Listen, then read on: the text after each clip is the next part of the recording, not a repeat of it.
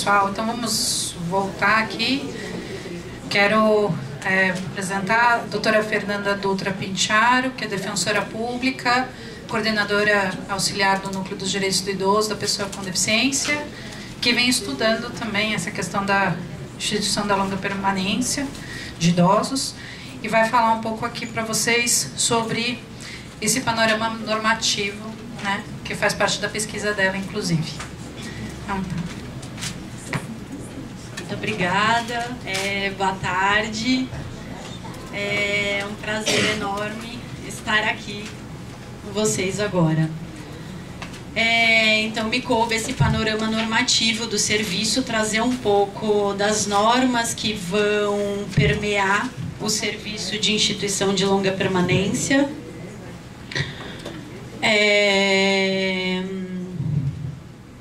Eu só queria antes trazer um pouco a ideia geral, a partir até das exposições que acabei vendo aqui do canto. Eu trabalho um pouco com a ideia, nessa apresentação, de que as normas que existem, elas são normas favoráveis para a afirmação dos direitos dos idosos. As normas, elas buscam afirmar a autodeterminação e a garantia de um ambiente adequado para que a pessoa idosa seja acolhida numa instituição de longa permanência em situação de dignidade. No entanto, existe uma oposição em relação ao que, na nossa atuação, a gente verifica na realidade. Então, essa oposição entre o que acontece um pouco nos serviços e o que as normas prevêem. E por quê? Porque essa apresentação vai trabalhar com a lógica de que o acolher integralmente o idoso todos os dias, o tempo todo, num morar coletivo, em um contexto, né, de Estado brasileiro, de recursos escassos, recursos humanos muitas vezes não valorizados e recursos escassos, num contexto de retrocesso em questão de direitos sociais, as normas acabam se desprendendo da realidade e a gente já não consegue mais verificar a sua aplicação concreta. Então, é um pouco dessa lógica, e por isso que essa apresentação vai falar muito de autodeterminação, de autonomia e de justiça social. Tá? Ela vai aqui um pouco, eu não sei se talvez seja uma perspectiva mais radical, né? Ela problematize um pouco, mas na realidade um exercício de autocrítica, porque eu mesma presto um serviço público, eu mesma estou nesse contexto de recursos escassos, de recursos humanos, trabalhando muitas vezes em situação de precariedade, eu mesma uma agente do Estado, que é o maior violador de direitos muitas vezes. Então, é um exercício de autocrítica também.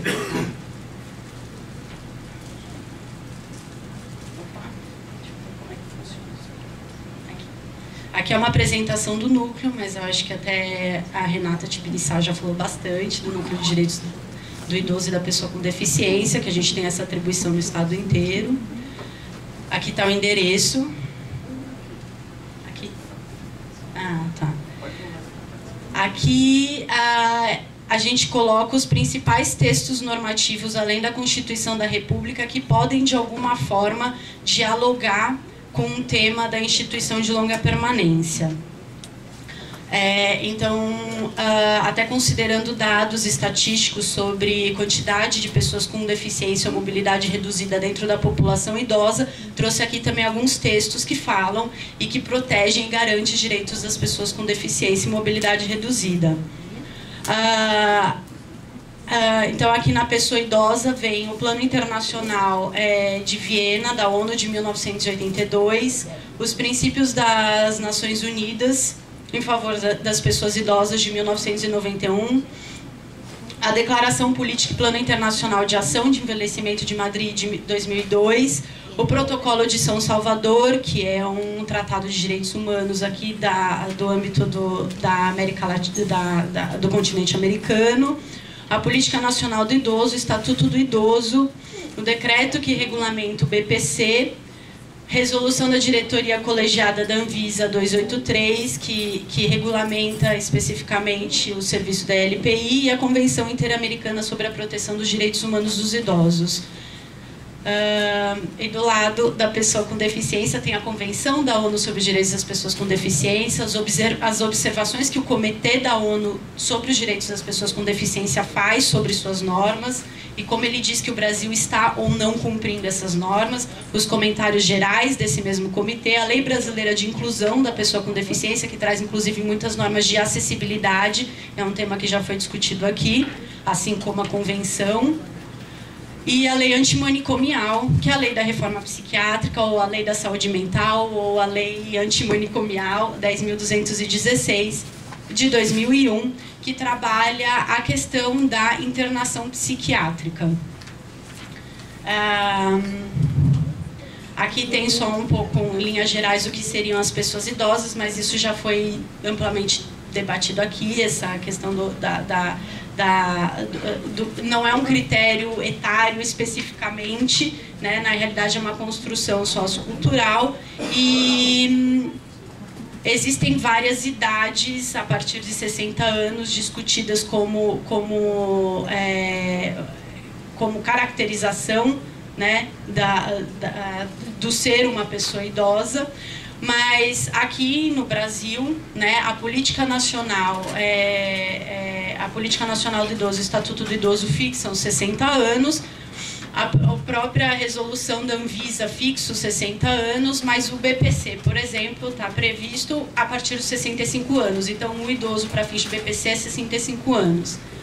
E aí, algumas questões de aposentadoria que também acabam regulando idades diferentes. Código Penal Brasileiro, que coloca como 70 anos. E na realidade, o que se verifica a partir de... Eu não sou pesquisadora como as professoras que estiveram aqui, né? A minha atuação é mais voltada para a prática, exclusivamente. Eu tento me respaldar, né, desse arsenal teórico, mas eu não tenho a propriedade que elas têm. Mas, na realidade, o que eu percebi, assim, é que acaba sendo uma disputa política essa fixação da idade, né? Porque para alguns direitos a idade tem que ser um pouquinho mais avançada, né? Por exemplo, a aposentadoria. Agora, em debate, a reforma da Seguridade Social. A Seguridade Social, que abrange não só a saúde, mas a previdência e a assistência, né? Que na realidade é o tripé do estado de bem-estar. E que afeta diretamente a população idosa. Então, na realidade, por que eu trago a reforma da Seguridade Social aqui? E dessa questão que hoje se verifica uma proposta de retrocesso em matéria de conquista de direitos da população idosa. Porque algumas pesquisas indicam que a pessoa idosa, quando ela tem garantido esse tripé de seguridade social e, portanto, ela se enxerga num contexto de estado de bem-estar social, isso só contribui para a autonomia dela. Isso contribui para a autonomia e, obviamente, caminha na contramão da institucionalização. Então, e propicia, além disso, o desenvolvimento econômico da própria sociedade. Então, o impacto de uma reforma como essa é realmente muito grande.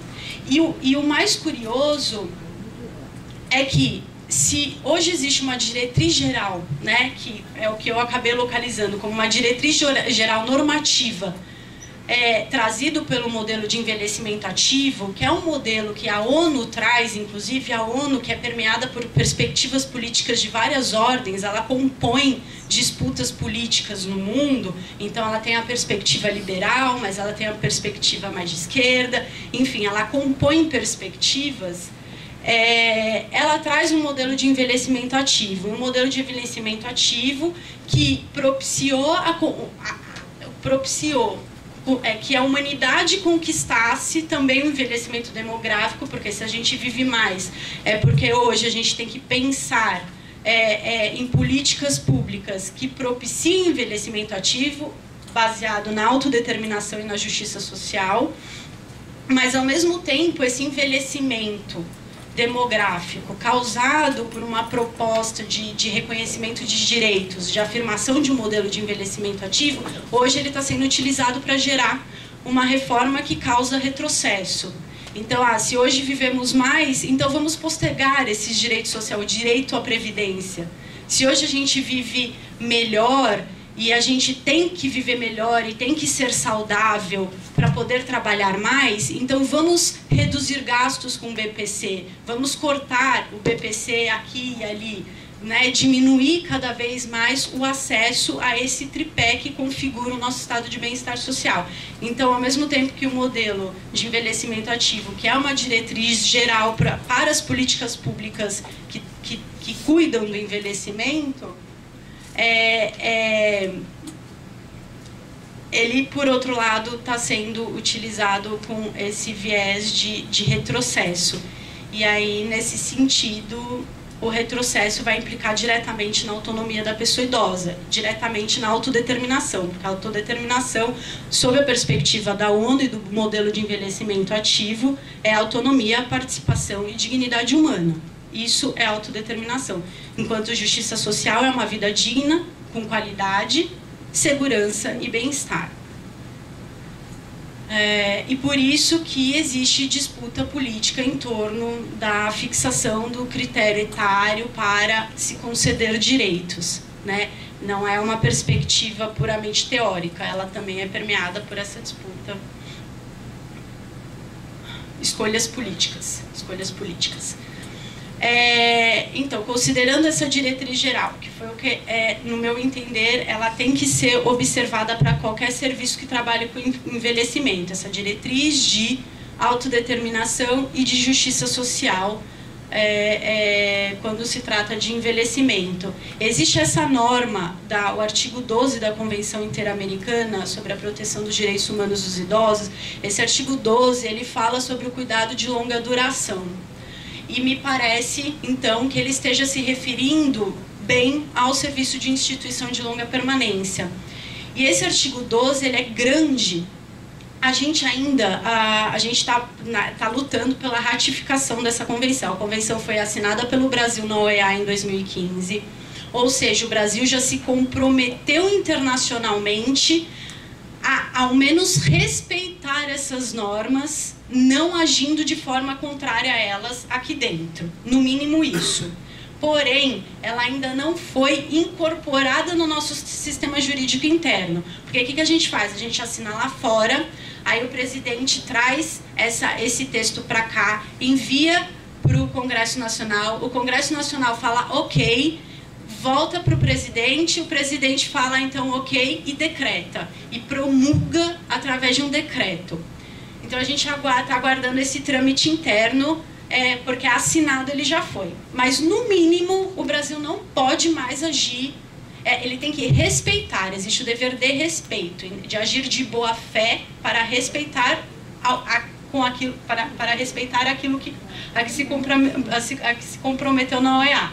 Então, a gente não pode formular leis, a gente não pode adotar práticas que contrariem claramente as normas da Convenção. E essa norma do artigo 12 fala, ela traz minúcias sobre o serviço de longa duração e, de forma mais geral, ela fala do direito à manutenção da autonomia e da independência através de um sistema integral de cuidados e deveres de cuidado de longo prazo.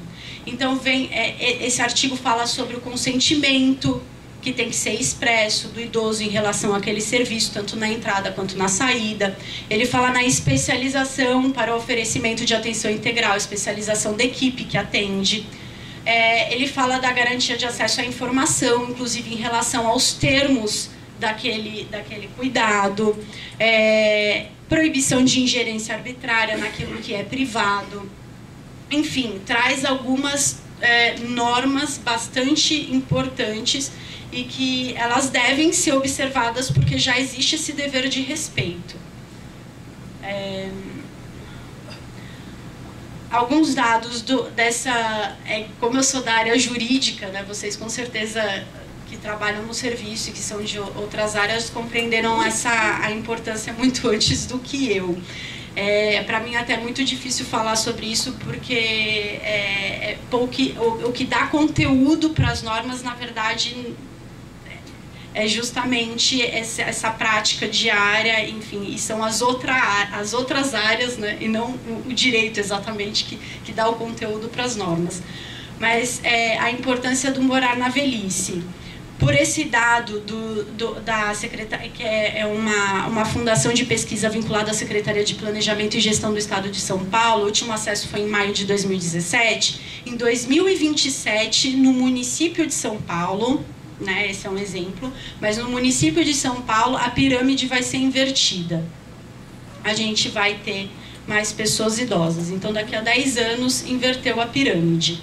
Isso realmente já diz por si só a importância do morar na velhice.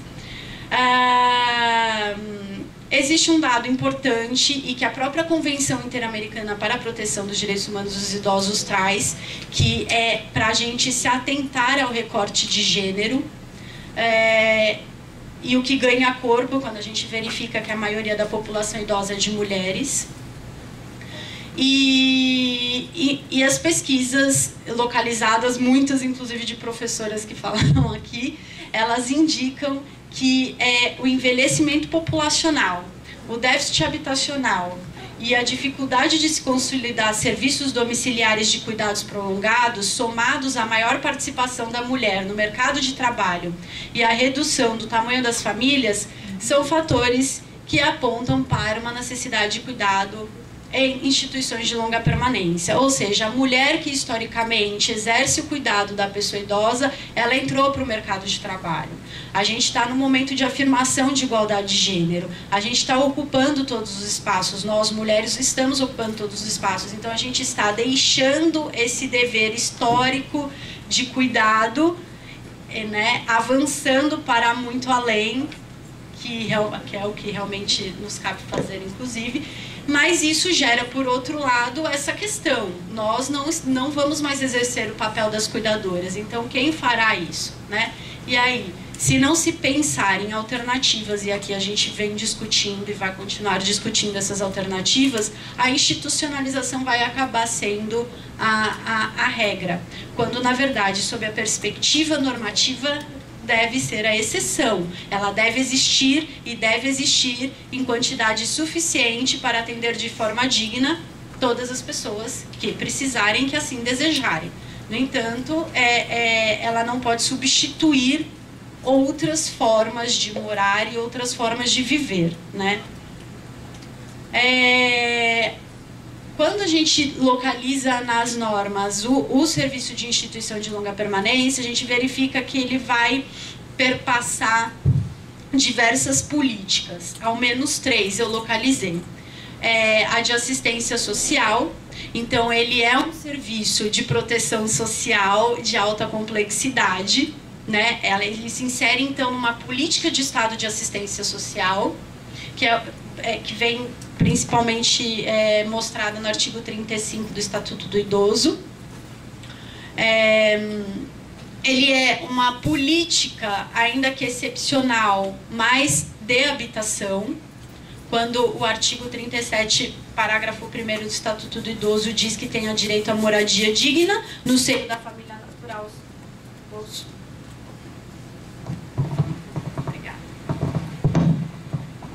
No seio da família natural ou substituta, ou desacompanhado de seus familiares, quando assim o desejar, ou ainda em instituição pública ou privada. Porque é uma modalidade excepcional, porque está escrito aqui no parágrafo 1º do artigo 37 do Estatuto do Idoso. A assistência integral na modalidade de entidade de longa permanência será prestada quando verificada inexistência de grupo familiar, casalar, abandono ou carência de recursos financeiros próprios ou da família. Ou seja, a gente tem que antes buscar as alternativas de manutenção da autonomia através de benefícios específicos, verbas, inclusive, dinheiro, né? Acessibilidade na própria residência, atenção domiciliar, seja por cuidador, estruturando uma carreira adequada, profissionalizando essa figura. Enfim, a gente tem que primeiro buscar alternativas para, se assim desejar o idoso, né? E se não forem possíveis essas alternativas, aí sim se pensar numa instituição de longa permanência. é também, além de assistência, uma política de Estado de assistência social, e que também perpassa a política de habitação, ela vem agora e encontra a política de saúde. É um serviço sanitário que integra o Sistema Único de Saúde. É o artigo 33 do Estatuto do Idoso e artigo 1º da Resolução da Anvisa 283. Tanto é que a Anvisa tem um papel importantíssimo de fiscalização e de regulação das condições mínimas de funcionamento.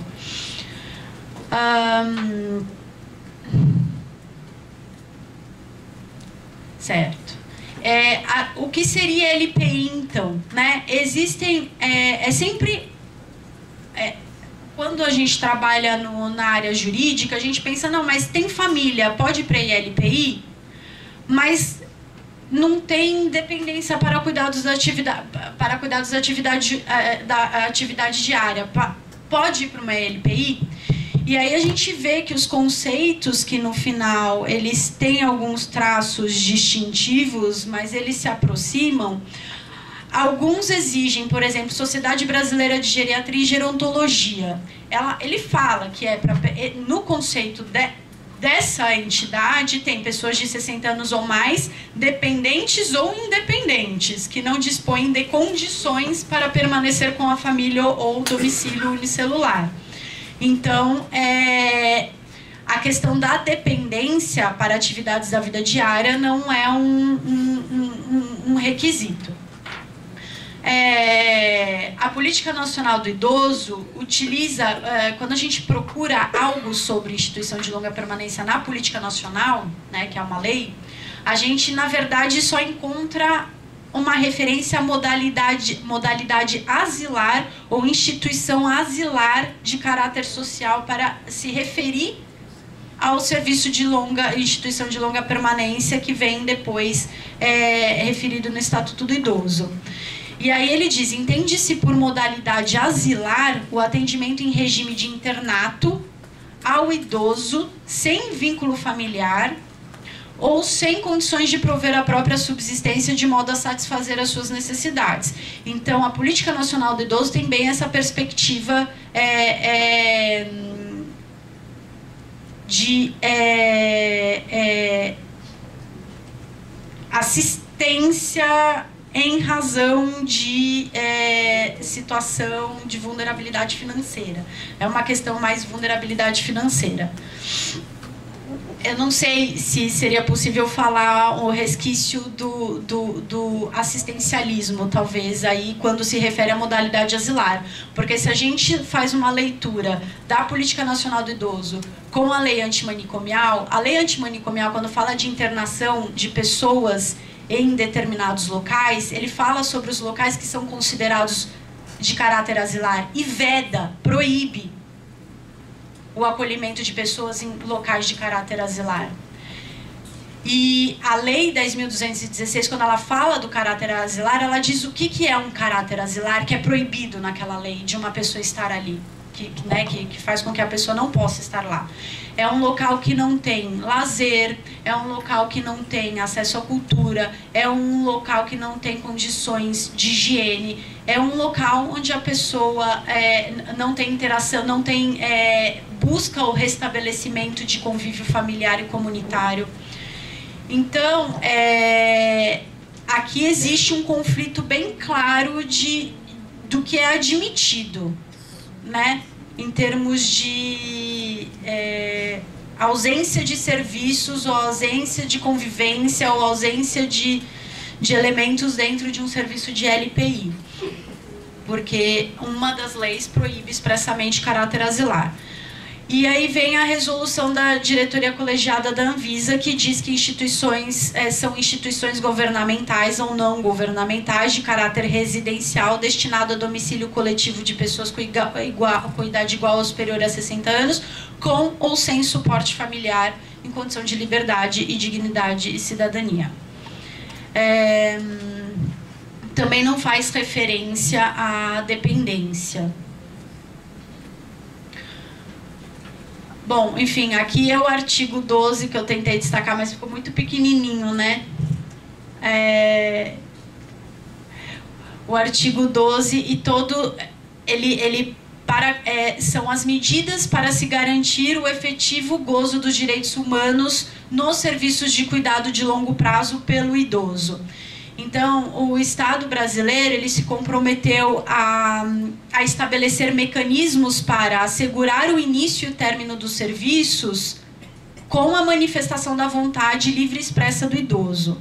Incentivar que esses serviços contem com pessoal especializado, estabelecer um marco regulatório adequado para o funcionamento dos serviços de cuidado de longo prazo que permita avaliar e acompanhar a situação do idoso, incluindo a adoção de medidas para garantir o acesso à informação, promover interação familiar e social, proteger segurança pessoal e exercício da liberdade, proteger a integridade, estabelecer a legislação necessária em conformidade com os mecanismos para responsabilizar civil, penal e administrativamente pelos atos que se pratique em detrimento da pessoa idosa. Por que eu destaco tanto a convenção aqui? Os tratados de direitos humanos, eles em geral, eles decorrem, em geral não, eles são fruto, são resultado de luta de movimentos e de grupos que se organizam em razão de violação de direitos humanos. Então é diante da constatação de que essa violência existe, que as pessoas se organizam e elas lutam por essas normas. Então, enfim, e aí, essa norma vai representar o consenso de que nos serviços de acolhimento integral existe violação. E é por isso que essa lógica, essa ideia inicial com a qual a gente trabalha aqui, de que num contexto de precarização de recursos humanos, de escassez de recursos orçamentários, de escolhas políticas pautadas no retrocesso social, é que a gente se preocupa com a institucionalização. O Estatuto do Idoso regula o serviço de LPI, então ele traz aqui várias obrigações, principalmente entre os artigos 48, 49 e 50. O 51 fala de um direito da ILPI, que é filantrópico ou sem fins lucrativos, de ter assistência judiciária gratuita. Mas um dos destaques que interessa para uma atuação concreta que o núcleo já iniciou de alguma forma, mas vai iniciar agora de forma mais organizada. As entidades que desenvolvam programas de institucionalização adotarão os seguintes princípios. Um deles, pequenos grupos. Pequenos grupos. Das 24 instituições de longa permanência que a gente levantou, a minoria, que na capital de São Paulo tem mas a minoria tem 30 pessoas na mesma instituição. São ILPIs conveniadas com o poder público. Pequenos grupos, é por isso que eu destaquei aqui. Constituem obrigações das entidades de atendimento celebrar contrato escrito de prestação de serviço com o idoso. Isso atualmente todo mundo já começou a fazer e está indo atrás.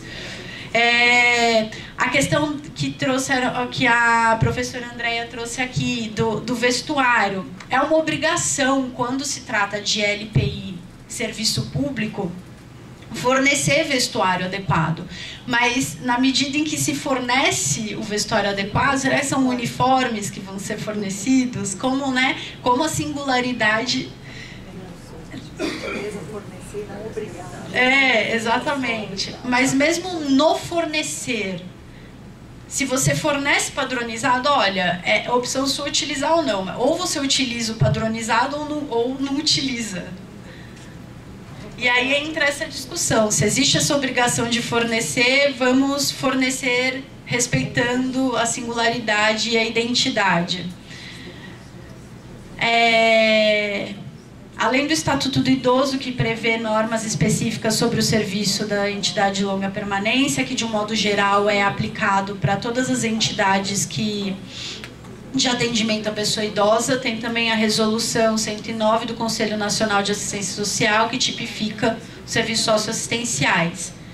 E aqui, isso vocês já sabem muito melhor do que eu, tem a proteção social básica, a proteção social especial de média complexidade e de alta complexidade. A especial de alta complexidade é onde se enquadra, então, esse acolhimento integral. Mas existem serviços importantíssimos na proteção social básica, que é justamente a alternativa da institucionalização. É o que impede isolamento, é o que merece muito investimento de recursos públicos. Inclusive, até trouxe aqui tem tanto atendimento domiciliar quanto esse que visa aqui, programas de transferência de renda, idosos com vivência, a intervenção social deve estar pautada nas características de interesses das demandas, vindas interessantes, deve incluir vivências.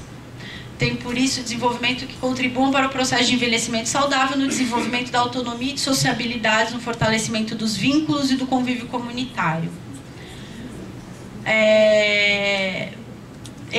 Proteção social básica no domicílio para pessoas com deficiência e pessoas idosas.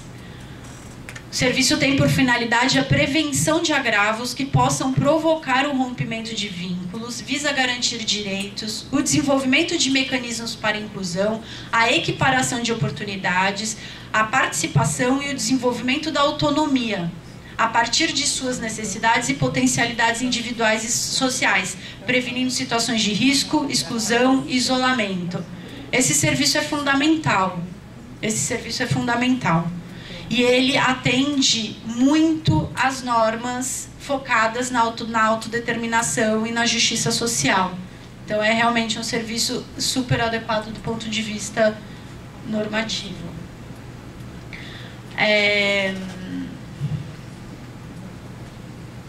Enfim, e aqui vem, então, o serviço de acolhimento institucional deverá garantir privacidade, o respeito aos costumes, às tradições e à diversidade de ciclos de vida, de arranjos familiares, raça, etnia, religião, matrizes africanas, lembrei aqui, gênero e orientação sexual.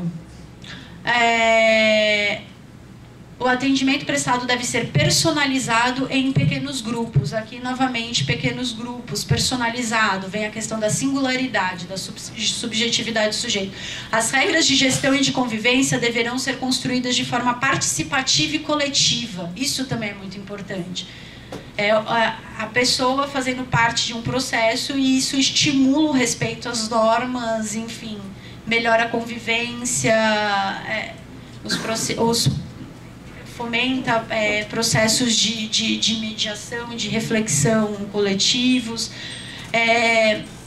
Deve ser inserida na comunidade com características residenciais, ambiente acolhedor e estrutura física adequada. Edificações devem ser organizadas de forma a atender aos requisitos previstos nos regulamentos existentes e às necessidades do usuário, oferecendo condições de habitabilidade, higiene, salubridade, segurança, acessibilidade e privacidade.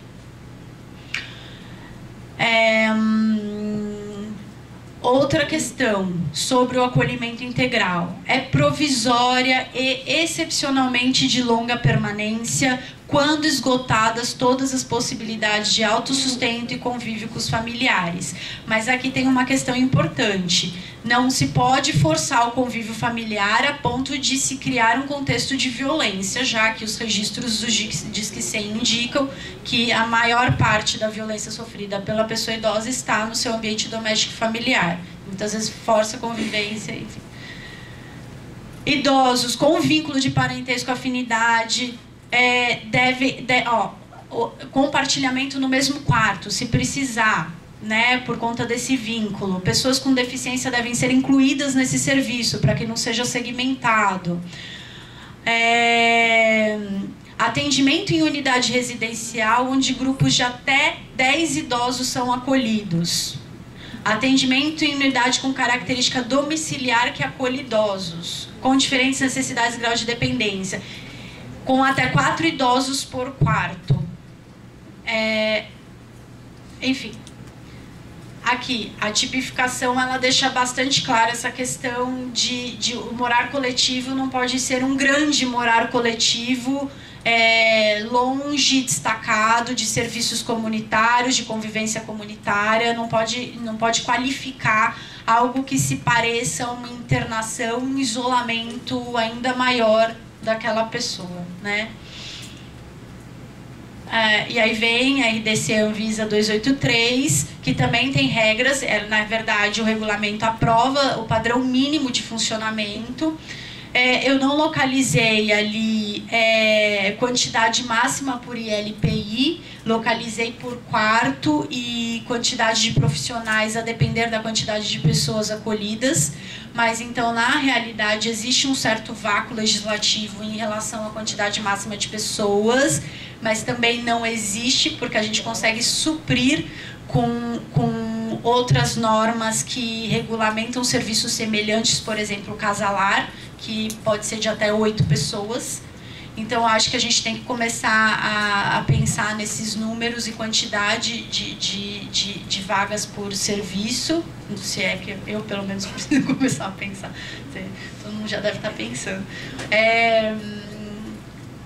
Quanto ao monitoramento da adequação de funcionamento... A tipificação nacional da assistência social é 30, no máximo 60. Idosos. Nacional? Na tipificação nacional. E também na tipificação municipal. Né? Na nacional eu não identifiquei, depois eu não identifiquei esse número. A gente vai tentar deixar as intervenções para o final, que a gente vai fazer um bloco de perguntas aqui. Tá?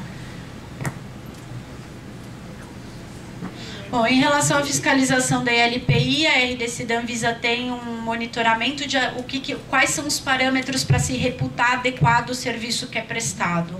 Né? É o item 7, e aí ele traz umas taxas, incidência de algumas doenças e de mortalidade. Então, tem doença que é relacionada à presença de ácaros, enfim, e traz parâmetros mais mesmo do ponto de vista biológico. A fiscalização da Anvisa pelo Estatuto do Idoso, a fiscalização da LPI compete aos conselhos do idoso, ao Ministério Público, Vigilância Sanitária e outros previstos em lei, aí se inclui outros, a Defensoria Pública. Os conselhos têm uma participação importantíssima nessa fiscalização, tanto é que repete, o texto do Estatuto do Idoso repete essa importância no artigo 7º e no artigo 52, então o conselho deve zelar pelo cumprimento dos direitos do idoso. A fiscalização, isso é uma questão que eu acabei trazendo, mas a fiscalização deve se atentar ao caráter asilar de alguns serviços, usando como base a norma, as normas acima expostas da legislação, né, que a gente já falou aqui, e subsidiariamente a Lei 10.216 de 2001. Hoje no núcleo existe o procedimento administrativo 48 de 2017, que é para atendimento em 24 instituições de longa permanência, e muitas delas têm bem mais do que 60 idosos hoje acolhidas. Os desafios e lutas aqui que eu consegui identificar diante da premissa de que a ILPI significa institucionalização, né? Então, assim, parâmetro normativo, assim, o panorama normativo é de que a LPI é institucionalização, é um acolher integral, ele é excepcional e que coloca no nosso contexto a pessoa em situação de maior vulnerabilidade, porque ela tem maior dificuldade de acesso ao mundo exterior, né?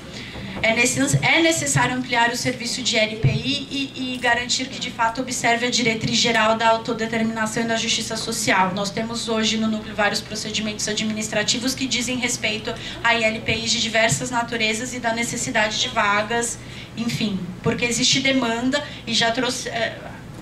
a doutora Maria Luísa trouxe o índice, esse comparativo da quantidade de LPIs que tem no país europeu e que tem aqui. Então, a gente realmente precisa de mais serviço. Mas é necessário observar essa diretriz geral da autodeterminação da justiça social, porque as pesquisas empíricas mostram violação de direitos do idoso institucionalizado em locais de caráter asilar. São obrigados a deixar para trás seus bens, sua singularidade, sua autodeterminação, muitas vezes, daí a importância da fiscalização. Ela não pode, isso também a gente pode conversar aqui, mas é algo que acabei concluindo a partir dessa análise normativa, é que ela não pode ser transformada em alternativa para a omissão do Estado em relação ao direito à moradia, e ela não pode ser utilizada para suprir a ausência de serviços e programas públicos de cuidador profissional, cuidadora profissional, apoio ao cuidador e à cuidadora profissional, assistência domiciliar e acessibilidade arquitetônica em residência de população idosa de baixa renda. Então, enfim, essa é a análise, o panorama normativo que eu trouxe aqui para vocês. Espero. Muito obrigada, viu?